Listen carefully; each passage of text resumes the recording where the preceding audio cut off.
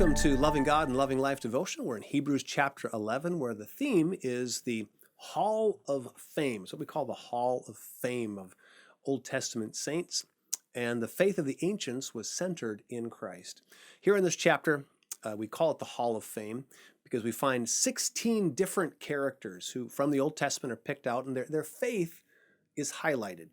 And what we find is amazing, is that these people, you'd be tempted to think, okay, well, God's going to pick people, and if they had faith that pleased him, well, then everything was miraculous. These people, by faith, climbed to the top of the mountain, climbed to the top of the world, when the fact is, actually, their faith saw them through great difficulty. God intentionally here is choosing characters. Well, let's just read. He says, by faith, these people overthrew kingdoms. They ruled with justice. They received what God had promised them. They shut the mouths of lions. And I'm going to stop right there. But he gives, by faith, they experienced some amazing things. Now, we think that would be the whole chapter.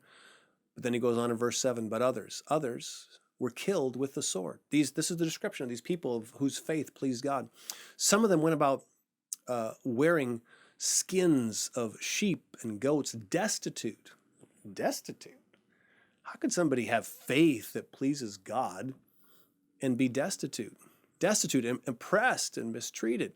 See, he's making the point. He's trying to call their attention back to reality. The faith that pleases God is the faith that's going to obey God in the face of whatever God lets you experience. God is the God of your life. He is the God of your time, if you will. And he's put you in a place, he's put you in a time, and he's going to allow you to experience some things. And his point in this chapter is that the real heroes of faith, some were put in situations where their faith was, it was glorious. The end result is always the same. God always is about his kingdom prevailing and his kingdom advancing and his kingdom conquering. But some of these people, God put them in a different time, in a different place. And for them, the role that they served, the faith that they exhibited, caused them to die.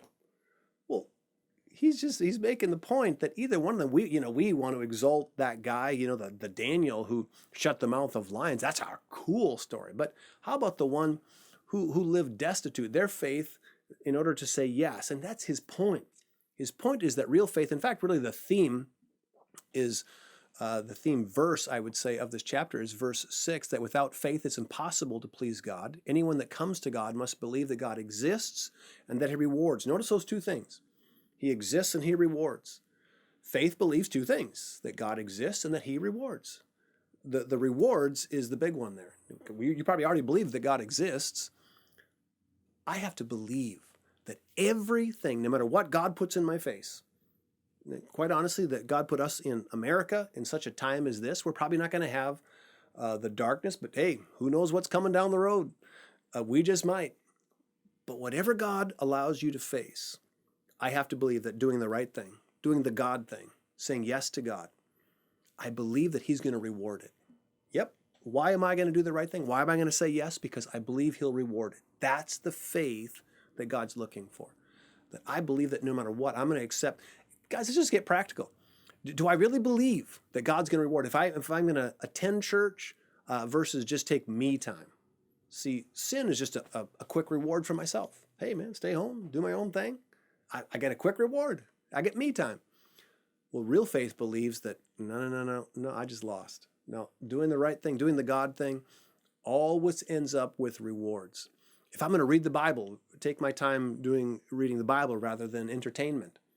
I'm going to do it because I know it. There's rewards. If I'm going to, God gives so many things. I could go on, but if I'm going to contain, here's the thing. Here's one thing that God says to do. I'm going to contain all of my sexuality to my marriage partner. All of it. All my even thought life. It's going to be focused just on it. See? Now, do I believe that that's going to end up in a reward? Well, the self-reward plan, whatever, pornography, all adultery, all this stuff, that the world would say, man, you're kidding yourself. All the reward is down this path. And we can go on and on. If I'm going to give financially to build Christ's church or just use my money for myself, Our life really comes down to this. Am I going to self-reward, or do I have real faith? Real faith is willing to go destitute in order to please God, because we know God's a rewarder. God is a rewarder. And every time, 100 times out of 100, when I do the God thing, I get rewarded. Occasionally that reward isn't till a life to come. But let's just hold our judgment. The rewards come to the people who say yes to God. Sometimes that's difficult. Let's say yes to God, and we're going to find our life being rewarded. God, today, send us one person today to share your love with. My friends, never forget that loving God, it's the only way to truly love your life.